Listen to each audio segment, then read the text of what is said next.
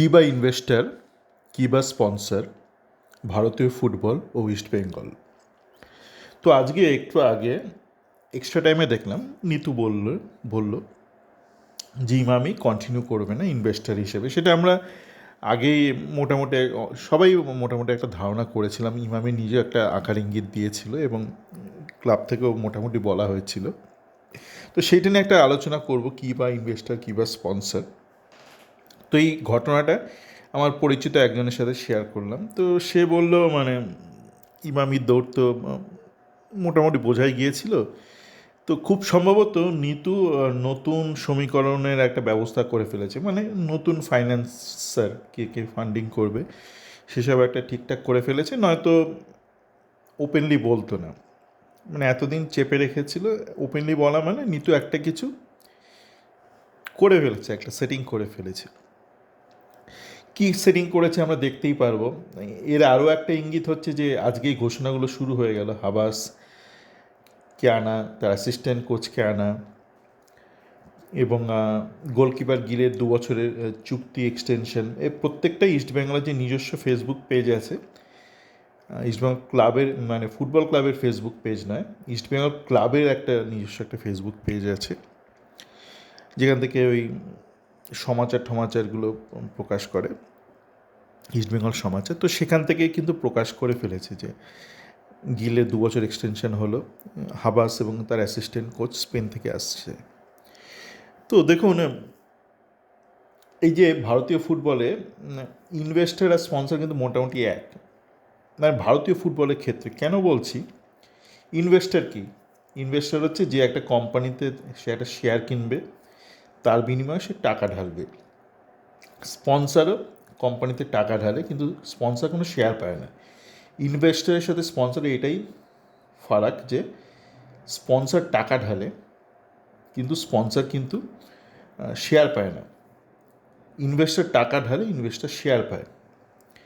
এবার ভারতীয় ফুটবলে এই মুহূর্তে আপনি ডাইরেক্ট টাকা ঢেলে ডাইরেক্ট ফাইন্যান্সিয়াল বেনিফিট পান না। যেই বেনিফিটটা আপনি পান সেটা কিন্তু ইনডাইরেক্ট বেনিফিট। বেনিফিট অবশ্যই রয়েছে, বেনিফিট নেই তা নয়, কিন্তু সেটা not in terms of direct finance. আপনি অন্যভাবে, সেটা আমি অতীতে আলোচনা করেছি, অন্যভাবে বেনিফিটটা পান।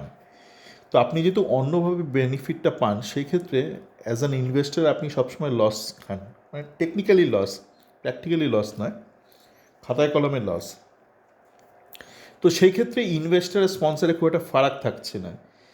যে আপনারা বলতে পারেন যে ইনভেস্টর হলে অনেক ক্ষমতা থাকবে, স্পন্সর হলে থাকবে না, তাও নয়।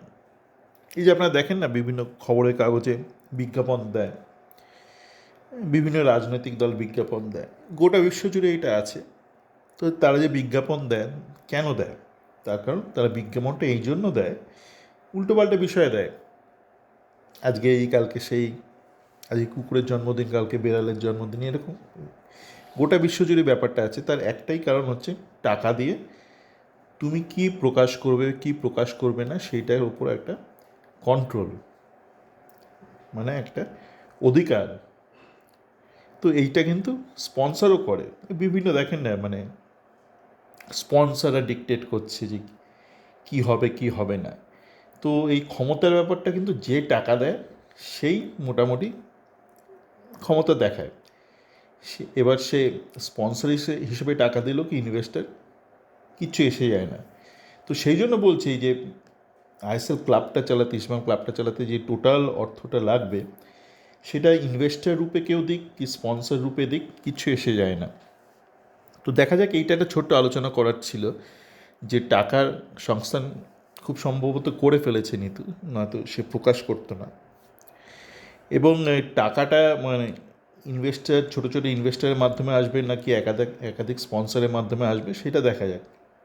কেননা ভারতীয় ফুটবলের ক্ষেত্রে কিন্তু ইনভেস্টার হিসেবে টাকা দেওয়া যায়, স্পন্সর হিসেবে টাকা দেওয়া একই।